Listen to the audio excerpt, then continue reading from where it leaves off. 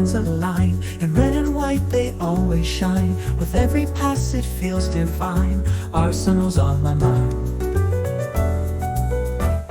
From hybrid days to Emirates grand, each match a symphony perfectly planned. With every goal we take our stand. Arsenal's on my mind. Welcome back to the latest episode of Arsenal on My Mind. As always, Mr. Spike in the house and Mr. Sekijay alongside me. How goes it? Well, Arsenal went to Etihad and expectedly lost, even though they played well. Played well enough, I should say. Well enough. But I'm not falling for that because nothing to fall for. They should have done the job, as we said in our previous videos, prior to that game. Yep. I mean, it's just same old story, typical Arsenal. You are given a clear path on a silver platter, but you choose to muddy the water and make life difficult for yourself and give your loving fans all around the globe high blood pressure. It's just a disappointment. Yeah, no, it's quite something. I mean, we've been talking about it for weeks and weeks and weeks, and I've been talking about how the Bournemouth game was the more important of the two games.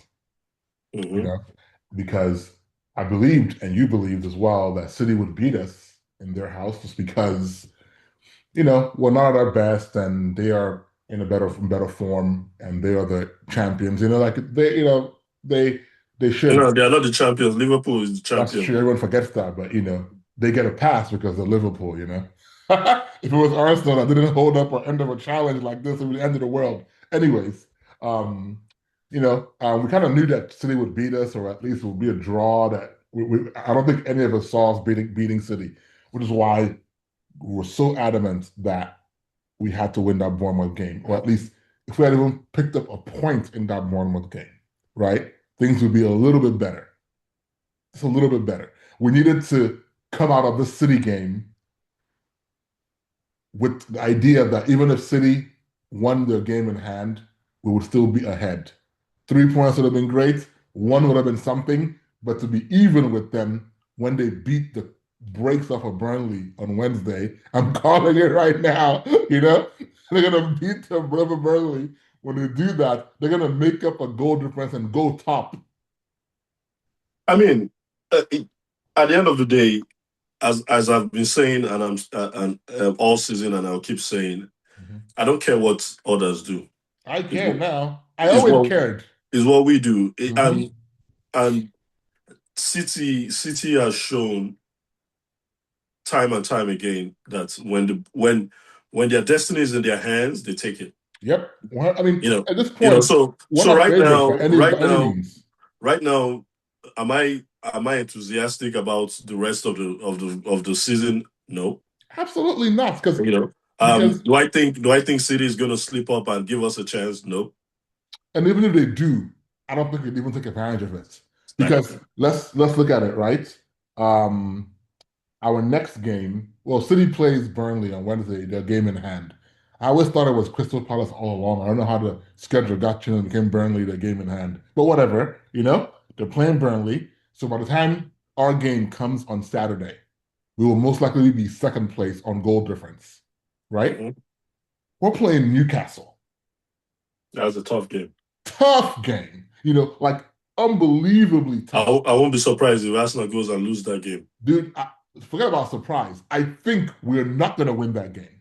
We're not going to win that game. We're going to probably, at best, get a draw in that game, right? And which to me is bonkers, but sure, they're a tough game. They are having the best season, but they're good enough to even beat us. So I'm not even going to say up here. Nothing that Arsenal has shown me tells me that we can beat Newcastle as things stand right now, right? At St. James Park. Exactly, right? So interestingly, Man City is not going to play this weekend because they have FA Cup semifinals against Southampton, which they're going to win, and they are more likely to get a treble this season than than we were ever likely to get a quadruple. Arsenal is a Ever, disgrace. right? Arsenal is a Now, disgrace. here's what's interesting. Arsenal Somebody is a said that disgrace. that Man City's, I think some of the Arsenal AFC is a guys. disgrace. Someone said that that Man City's run-in is tough. It wasn't AFTV. It was our friend podcast Game Time Talk, right? They said that the Man City's run-in was a little bit tough because after Southampton, and I don't think this is true. I don't think it's tough at all. They're playing Everton, Brentford, Bournemouth, Palace, and Villa. I don't Now, see anything. I don't see anything. nothing's tough about now. I don't Granted, see any of those teams beating them. the only thing I think that if you want to look at it from like a standpoint of all those teams are quote unquote in good form. That's the only thing, right? But they're playing City. When you play City, you get beat up, good form, that doesn't matter. So there's no tough game there. There's no Liverpool in there. There's no Man U in there that I would say is a banana skin. Truly, there's nothing there for City to drop points for. On the flip side of that, our matches are Newcastle, right? Which is not a given by any means. Then we have Champions League, which I really don't give a shit about, right? At this point. Fulham is our next game. There's no guarantee we're going to beat Fulham. I mean, they're in good form. You see, this all boils down to the big question. Mm-hmm. Because I've been pondering over this question for the past 24 hours. Okay. Why is it that anytime Arsenal gets to April and somehow find themselves in touching distance of winning the Premier League, they fall apart. Yeah. But other teams pick up. I mean, other teams, even I can go back as far as Leicester. Mm-hmm. When they found themselves in this position in April, every game you could tell that every game was like a final for them. Mm-hmm. And they took advantage of every game. Mm-hmm. Chelsea, when every time they found themselves in this position, they crossed the line. So interestingly, Liverpool. I have a question for you about that. So why? So what is the problem with Arsenal? Because at this point, I mean, I'm going to sound like many other fans out there. I've given my entire life to this club, mm-hmm. And this club keeps giving me nothing back but heartache, scorn, disgrace, ruin.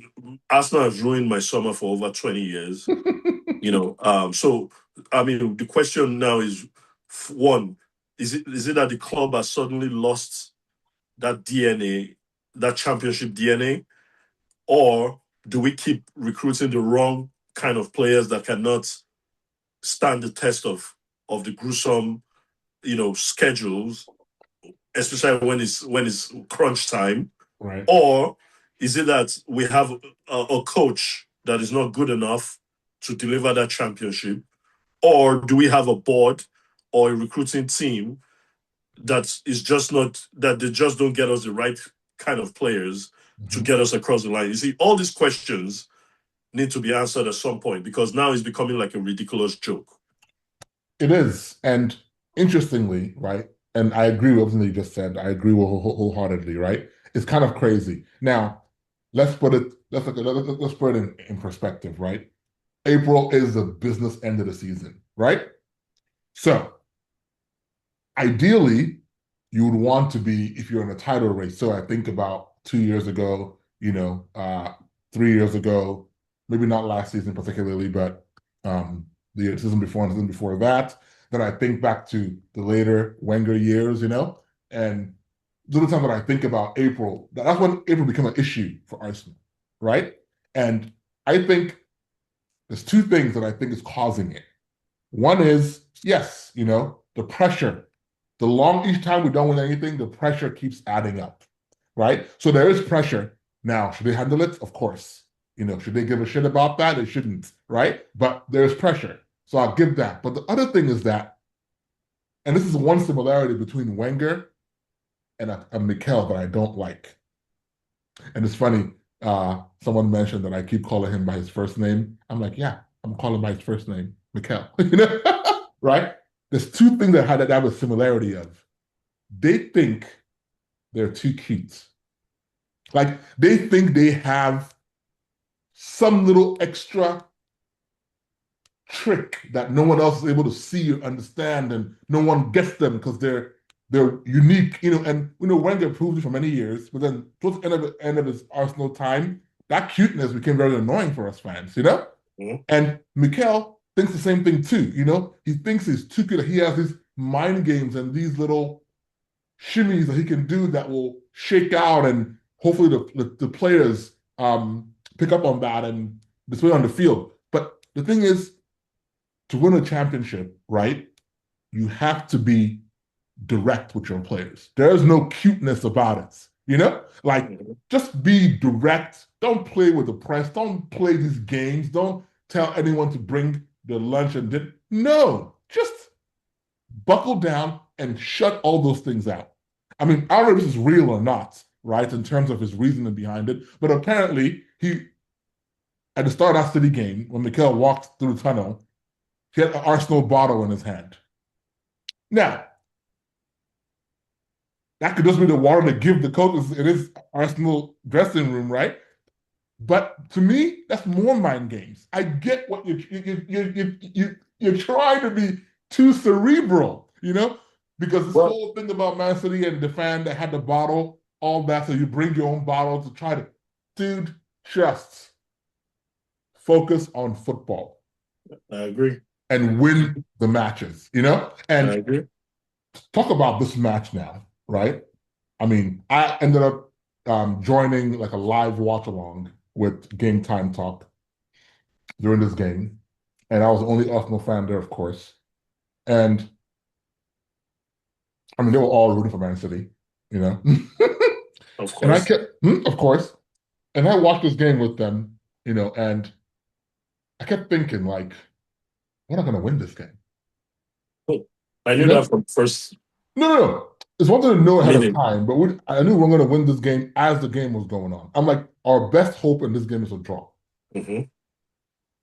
And City were better than us, right? We were good, or we were better than recent. Because the thing is, Arsenal fans, we have short memories, you know? Oh, it was an improved performance. Yeah, an improvement from shit. From crap. From shit to doo-doo, you know? Like, it's not like we went leaps and bounds. Yeah. You know, this is nothing compared to how we were playing in January and December and so forth, you know? Mm-hmm. So it was a better improvement. You could tell the players took a little bit of freedom into their own hands and did some things that probably wasn't typical. You can tell they tried a little bit, but just weren't good enough to do it against this Man City team. But they tried to do some things on their own and kind of abandon that same Mikel system. But it was a little too late, you know? And now let me ask you, why in the world did Mikel take out Eze? So that one is I mean, the thing is, I don't want to defend Mikel, right? I just don't. Now, I agree Eze was probably our most dangerous player ultimately. But I think if you remember early on when he first joined, we had the same questions. We're like, why is he taking Eze for 7, 8 minutes or whatever, you know? And we came to the conclusion that he gets tired. You know, he's not a 90-minute player to run this Arsenal system. That could be the case. I didn't see him look tired, but I don't doubt it. And we've not been able to whip him into shape. I'm not trying to defend Mikel. I'm just saying that's maybe what he's thinking, you know? Mm-hmm. And the thing is, okay, here's a real question. What did you think of the lineup to start? I mean, it was a very audacious lineup going to Etihad. Mm-hmm. You know, it was also a lineup born out of necessity. Mm-hmm. You know, given the injuries. I mean, when I saw the lineup, I thought the same thing. We're not going to win this game. Mm-hmm. You know, but I thought, well, maybe we'll score a goal. Right. It's a more attacking lineup than the Carabao Cup final. Mm-hmm. You know,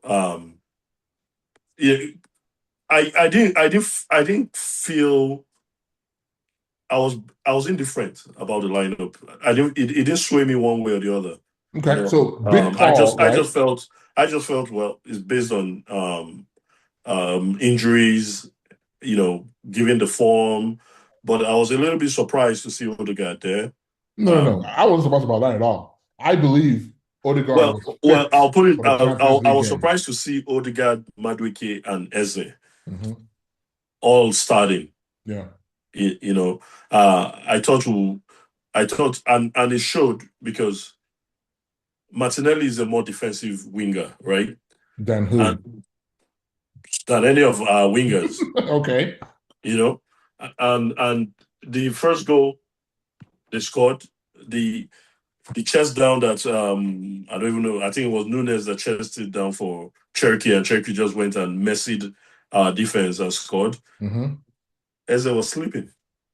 True. You see, Martinelli, I mean, he's had his moments, but he's a little bit more defensively aware, and he has the pace to recover. He has a pace, right? I was going to say, he has the But energy and the pace. Eze is the type of player that once you go by him, he'll just let you go. Yeah. And starts admiring you and wishing he was the one, So those were the little things, but at the end of the day, we can nitpick all we want. We can, yes, I even heard some Arsenal fans trying to blame the ref, and I was like, I mean, you can't blame the ref. I mean, yeah, I agree that. I was like, no, we can't keep doing that. No. Hold on. You know what I'm going to say? So I agree that 100% Gabriel should have been sent off, right? That's for sure. Mm-hmm. Now the ref is probably thinking, Haaland pushed him first. Usually, is the reaction that always gets booked, But to book them both was the ref trying to keep the big game nature of the game. Correct. I didn't see anything. I didn't see anything the ref did wrong in that game. No, it wasn't wrong. But like, okay, so I don't care about it. When it happened, I didn't care about it because some of the Arsenal fans were saying that Bernardo Silva too should have been sent off. For what? For basically, I don't know what they were trying to say because the only incident in that game I can think of. Because Havertz was in. That was Kusanov, right? And that one, right? My issue, and I have an issue at the time. Watching, I didn't care. I didn't care anything about it when I was watching it. I was like, whatever, body to body, Havertz, we know you're not super strong, But when you look back at it, right? Like for instance, I watched this video about it, and they compared it to the Barcelona Atletico Madrid Champions League game just a week before, right? Where the Kubarsi or whoever the defender is got sent off for less than that. I mean, he was just running after the guy from behind and got tangled and he got sent for that. So when you look at it again, I don't care that. Well, Champions League, they are UEFA, they are way stricter than exactly right. So this video I watched was talking about how Premier League refs are so behind, right? But whatever. Oh, I agree. Yeah, 100%. But I don't. To me, it wasn't a clear and obvious error, so I don't care about that being a penalty. I think the lucky thing that happened in that game was that Gabriel didn't get sent off for that headbutt. Right? That's all lucky thing in the game. But my thing about the lineup, and the reason why I brought the lineup up to you, right? Is I think it was a huge call to not start Gyökeres. Right now. I got asked that question right as the game was starting in that watch along I was in. And they were like, can you explain to us this lineup? What's Mikel thinking? I'm like, Mikel was probably thinking, if I put enough 10s on the field, right? And Odegaard, Havertz, and Eze, I can control the midfield.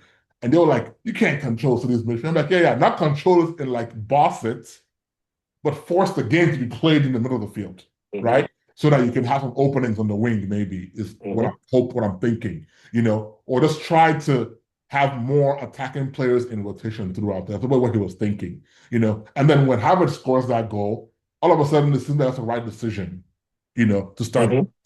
But I want to point out something that I haven't seen any Arsenal fan talk about, right? If you think about it, this is why, me and you have discussed many times on the pod about which players should go, which should stay. And we've never talked about Havertz as staying or going. And I've had my issue with Havertz. So have you. You've liked him a little bit more than me, I think, overall. I don't hate him. And let's talk about it. In our two biggest game of the season so far, Man City in the final of the Carling Cup, and Man City on Sunday rather, whenever it was, right? Havertz missed two big chances. That had it been scored, changes the game. Both games. You know? I'm like, he missed that one in the final. We were on top of Man City at that point in the final. You know? That goes in, whole different game. Then he misses the one that Odegaard gave him yesterday. You know? That goes in, whole different game. Even the cross that's I can forgive the cross. I can forgive the cross because it was a great header. It was a great cross. Sometimes headers don't go where you want it, right? That's fine. But when the ball's at your feet, it was 3-on-1 or whatever, you know? So I've heard some people say, "Oh, Odegaard should have gone by himself because they outnumbered the defenders there." But Odegaard's, as we've complained about, Odegaard's first thought is to give up the ball, you know, to pass and assist. And I'm like, literally, that missed chance in that game yesterday and the game in the final, those two missed chances are literally the reason why we went out and bought Gyökeres. Because we've been missing those chances for years. Last year, the year before, we missed those all the time. We missed those all the time. And we thought, every Arsenal fan thought we needed a proper number 9 to bury those chances. Now, I'm not saying that Gyökeres would have 100% scored. What I do know, he would have hit it harder than Havertz did, both times. Yeah, Havertz is a finesse player. Yes. And I guess it's very frustrating. Same thing with Eze. You see? And now, to my point about the mentality and the kind of the quality of players we get in this football club, 3-on-1. Odegaard had the ball. He's the captain. He could have taken it. But wait, because Odegaard is not a better passer than Bernardo Silva. But you see, in situations like that, Bernardo Silva would take it himself. I actually disagree. If the person next to him was Haaland, he's giving it up. No. I can tell you, and I can tell Arsenal fans today, big announcement, I am a secret Manchester City fan. I watch more games than you think because I enjoy watching them play. It's beautiful to watch them play. You know, and I'm sure from our conversation over the years, you know I admire them. Oh yes, you can tell. You know. So because anytime I watch them, I just get jealous. They're doing it. Okay, the pressure, whatever, call it whatever, they still play beautiful football. You see, and Bernardo Silva sometimes, when a player does something on the field and it zooms and the camera pans and it's him, sometimes I think to myself, I'm like, the audacity of this guy. This guy he has a lot of guts and nerves, even given his size. Look at, he was the last man. Havertz any day should be able to beat Bernardo Silva in a foot race. Havertz, there was all this hype at the beginning of the season that Havertz had bulked up. When it mattered most, Havertz was in. Who caught up to him? Bernardo Silva. And Havertz could not even body the guy. The guy still won that ball and saved. You see, those are the kind of players that I'm asking, why don't we have those kind of players in Arsenal? Because, to the point, Odegaard, what's his name? Havertz and one other player, 3-on-1. Odegaard, you are the captain. You've had a shitty season. That was the moment you go, no, I'm going this myself. This is a statement. You know? But Arsenal players, for some reason, they always find a way not to make a statement. And it's ridiculous. I do agree with you in principle. I think in that one, it wasn't like Odegaard was like on a 1-on-1. You know, like it wasn't like he was that open. The pass I have no issue with because it put Havertz in the clear Odegaard would have had to put up a really good shot from there, right? A really good, like, Eze-esque shot that hit the bar. And then I had to do from there.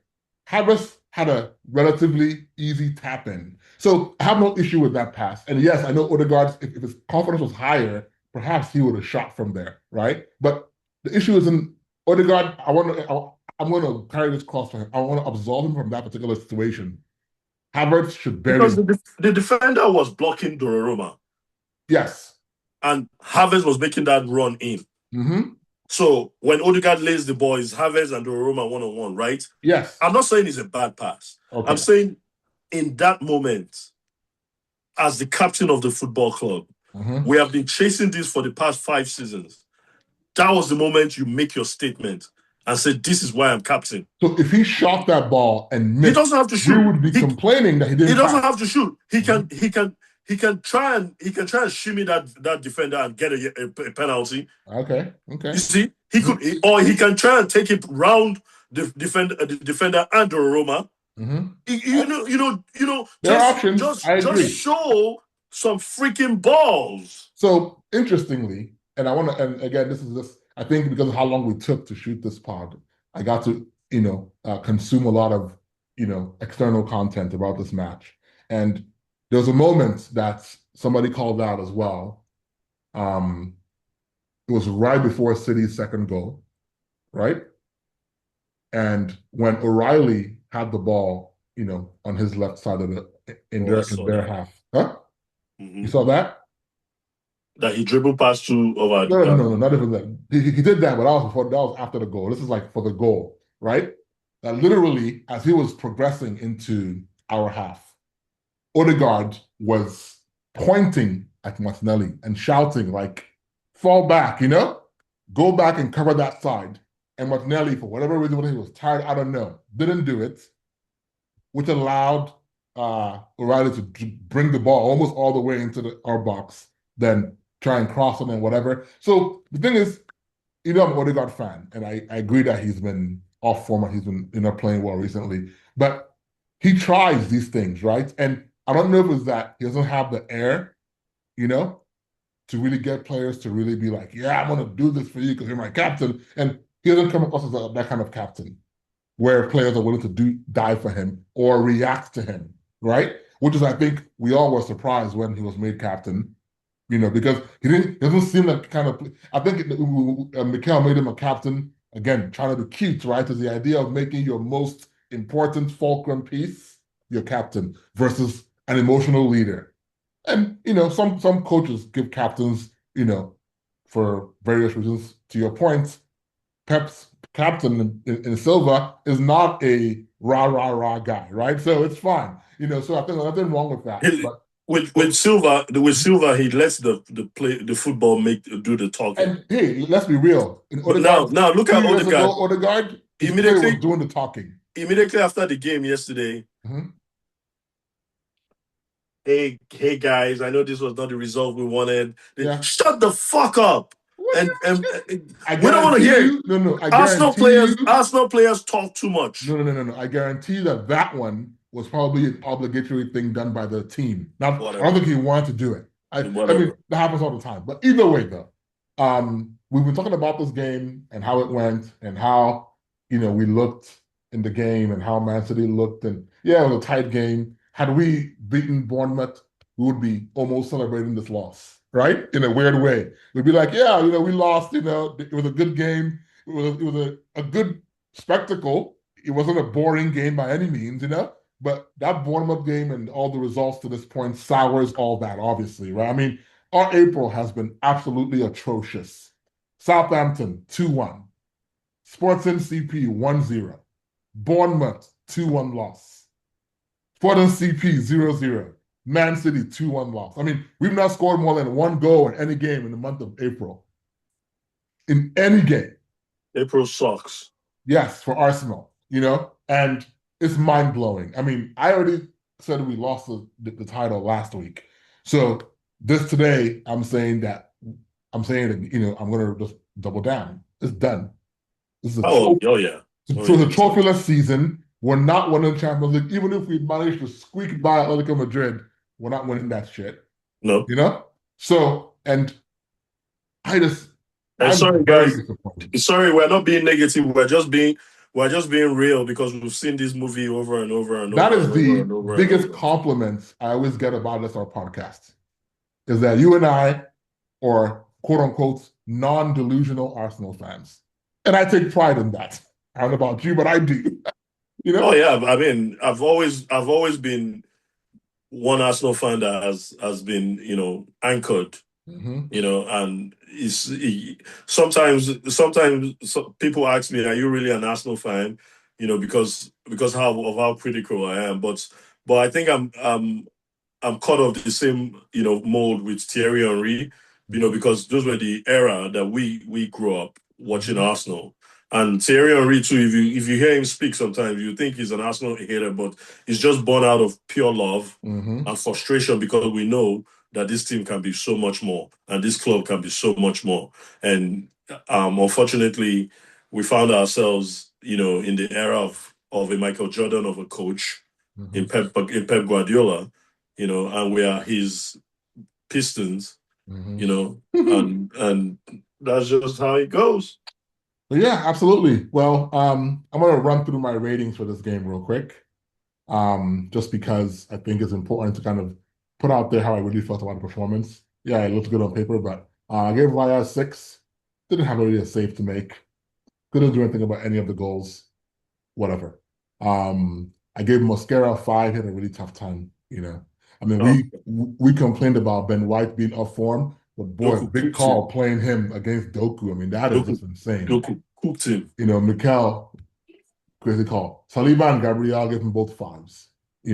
Saliba, I think, was worse than Gabriel in this game. Even though Gabriel got beat up by Haaland in a sense, he beat up Haaland too to a certain degree, but he could have done better for the goal, for both goals, Gabriel. The Cherki goal could have done better, and Haaland goal, sure, gotta do better, but they both get 5s. Hincapie was a 7 for me. It's evident he's the only player on the team, and you said it before, that knows what it means to win. Mm-hmm. He is from minute 1 to minute 90, he is on. Mm-hmm. And I thought about it. I really thought about it hard. I was like, man, I know I've been complaining about how poor we look at left back when Calafiori is not there attacking wise. I'm like, how do we marry this idea of taking out Hincapie, who's really good? And it hit me this game. I was like, the solution is to bench Saliba and play Gabriel and Hincapie at center back and play Calafiori to get, because Calafiori is to Arsenal what That's a big O'Reilly is call. doing. What That's a O'Reilly is big. doing at Man That's City. a Good big thing. call. Huge call, but why not? Saliba is good, don't get me wrong, but he's just not. I He's mean, he still hasn't a done kid. anything. I have no memory of a highlight of Saliba this season. He's still a kid. That's what we forget. Yeah, so as a He's, tw- result, he should he's be okay being 22 benched. or 23. He's Whatever. not 24 yet. Yeah. You know. That's the only way I could think of it. Anyways, Zubimendi, I gave a 5. He didn't play badly. He's just not in the game. Mm. Rice, I gave a 6. I thought was a poor game for him, but again, he's always going to take the ball. Mm-hmm. He'll never shy away from it. I gave Odegaard a 6 because he didn't play badly at all. For having come back from a bit of an injury layoff and played the whole 90 minutes, he tried his best based on his recent form. So it wasn't a bad performance. Madueke, I gave a 5. Invisible. He's becoming like a Martinelli for me. Only good Yep. bench. He's a Martinelli on the left, on the right Yep, hand good off side. the bench. Havertz got a goal. I gave him a 6 only because he missed 2 good chances. And he didn't play that well ultimately, but when you get a goal, you get a slightly better rating. Eze, I gave a 6 as well. He played well. He wasn't always in the game, but he definitely played well in this formation. On the bench, Martinelli was atrocious. 4. Ben White, Trossard, Gyökeres, all 5s. I would have brought in Gyökeres to this game much earlier, much, much earlier than Mikel did. As a result, I gave Mikel a 2. Well, I agree with you. So just mirror all the ratings you give everybody, but Havertz. Havertz is this, as far as I'm concerned, Havertz is an 8. Okay. Yes, he missed 2 chances, but he had a better game than Haaland. But of course, back to what we were saying, the mental fortitude, right? Mhm. When Haaland had that one chance, he buries it. Mhm. But Havertz was a better player, all around. So I agree with the rating, but Havertz an 8 for me. Okay. Am I man of the match? Yeah, I didn't pick a man of the match. I was like, I can't. I tried. I want to go to Hincapie. I was like, I know what, I just can't do it. I just left it blank for me. Mikel, a 2 for you as well. That's generous. Okay, so 0. We'll leave it at 2. Okay, so I mean, real quickly, would you have? I mean, would you have brought on Gyökeres earlier? Or would you have started him in this game? I like what Havertz did in that game, honestly. Mhm. If he had buried those chances, we would have been singing his praises. Of course. I like the call starting Havertz because he connects better with our offense. Mhm. So I have no qualms with that call. I would have. Okay, and on Well, paper, I but didn't really care about it so much. bringing on Gyökeres earlier, yes, I would have because Mhm. it wasn't brought on for Havertz, right? Yeah, exactly. Mhm. So yeah, I probably would have brought on Gyökeres like 60th minute. Yeah, exactly. Yeah, but okay. Well, guys, it's been real. This is going to be a shitty end to the season for us. Where we have to really summon the gods to do this pod today, and Yeah, we're going to be like this I for the rest of mean, the season. It's going to suck. We've blown it again. We've bottled the league again, and this is just the way it is. Our next game, like I said, is Newcastle at the weekend. By then, we would be second place in the league, which is shocking. But I guess, yeah, guys, don't keep Arsenal in your mind yet again. nope. All right.